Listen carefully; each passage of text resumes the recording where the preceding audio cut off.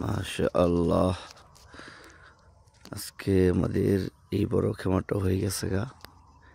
এখানে আরেকটা খেমা বড়, ওই জায়গায় আছে দুইটা খেমা, এটি সব হয়ে গেছে গা। এই যে এটা হইলো পাকের ঘর, এটা হইলো যে থাকবো এখানে তার ঘর, এটার মধ্যে ঘুমাইছিলাম।